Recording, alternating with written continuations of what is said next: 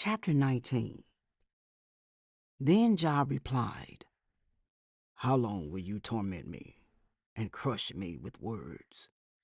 10 times now you have reproached me, shamelessly you attack me. If it is true that I have gone astray, my error remains my concern alone. If indeed you would exalt yourselves above me and use my humiliation against me, then know that God has wronged me and drawn his net around me. Though I cry violence, I get no response. Though I call for help, there is no justice. He has blocked my way, so I cannot pass. He has shrouded my paths in darkness. He has stripped me of my honor and removed the crown from my head. He tears me down on every side till I am gone. He uproots my hope like a tree.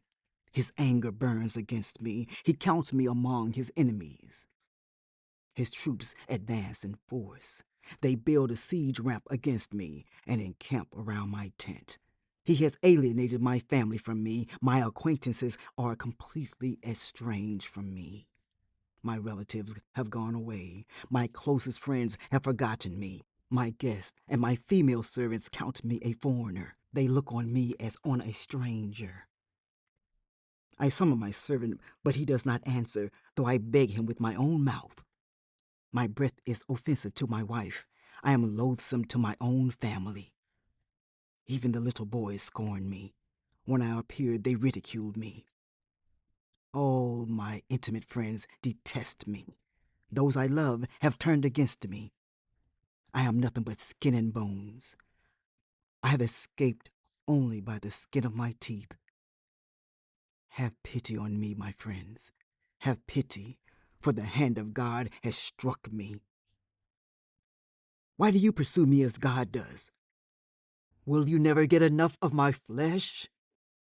Oh, that my words were recorded, that they were written on a scroll, that they were inscribed with an iron tool on lead, or engraved in rock forever. I know that my Redeemer lives, and that in the end he will stand on the earth. And after my skin has been destroyed, yet in my flesh I will see God. I myself will see him with my own eyes, I, and not another. How my heart yearns within me. If you say, how we will hound him, since the root of the trouble lies in him. You should fear the sword yourselves, for wrath will bring punishment by the sword, and then you will know that there is judgment. Chapter 20. Then Zophar the Naamathite replied, My troubled thoughts prompt me to answer, because I am greatly disturbed. I hear a rebuke that dishonors me, and my understanding inspires me to reply. Surely you know how it has been from of old, ever since mankind was placed on the earth, that the mirth of the wicked is brief. The joy of the godless lasts but a moment. Though the pride of the godless person reaches to the heavens, and his head touches the clouds, he will perish forever, like his own dung. Those who have seen him will say, Where is he? Like a dream he flies away, no more to be found, banished, like a vision of the night. The eye that saw him will not see him again. His place will look on him no more. His children must make amends to the poor. His own hands must give back his wealth. The youthful vigor that fills his bones will lie with him in the dust, though evil is sweet in his mouth, and he hides it under his tongue, though he cannot bear to let it go, and lets it linger in his mouth. Yet his food will turn sour in his stomach. It will become the venom of serpents within him. He will spit out the riches he swallowed. God will make his stomach vomit them up. He will suck the poison of serpents. The fangs of an adder will kill him. He will not enjoy the streams, the rivers flowing with honey and cream. What he toiled for he must give back uneaten. He will not enjoy the profit from his trading, for he oppressed the poor. and left them destitute. He has seized houses he did not build. Surely he will not have no respite from his craving. He cannot save himself by his treasure. Nothing is left for him to devour. His prosperity will not endure.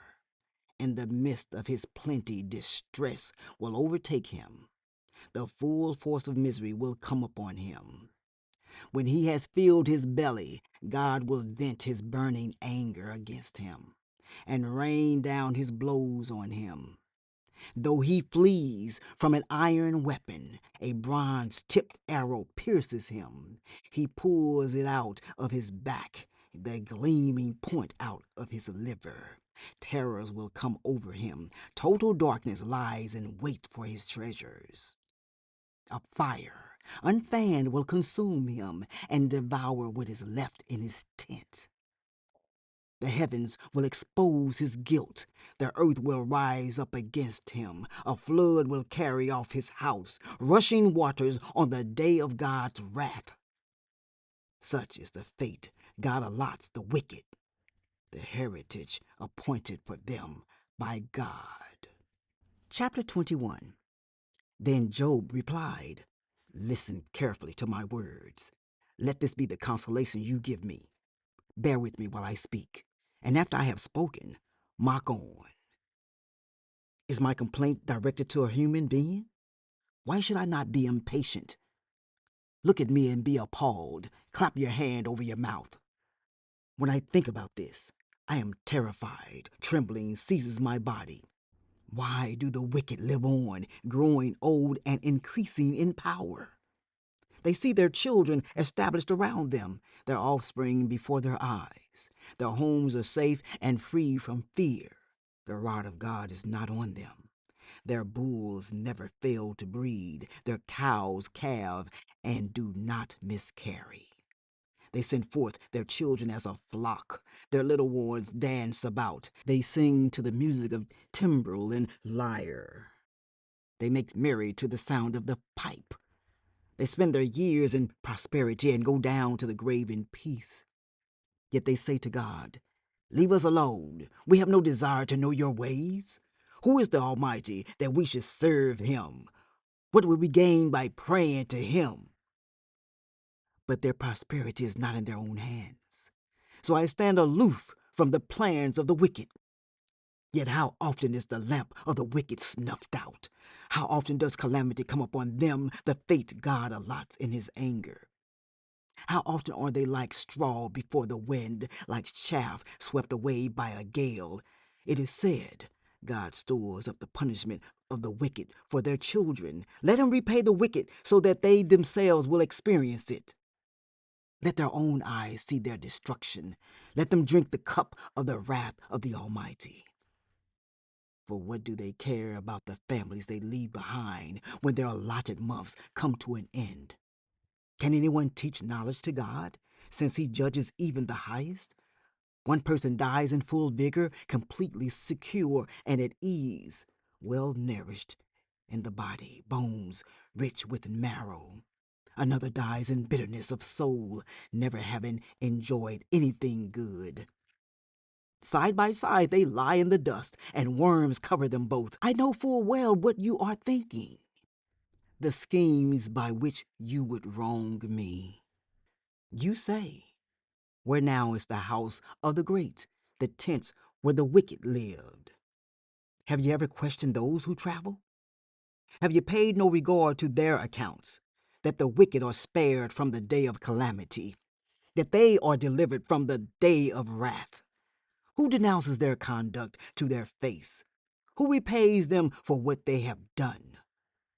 They are carried to the grave in watches kept over their tombs. The soil in the valley is sweet to them. Everyone follows after them, and a countless throng goes before them. So how can you console me with your nonsense? Nothing is left of your answers but falsehood.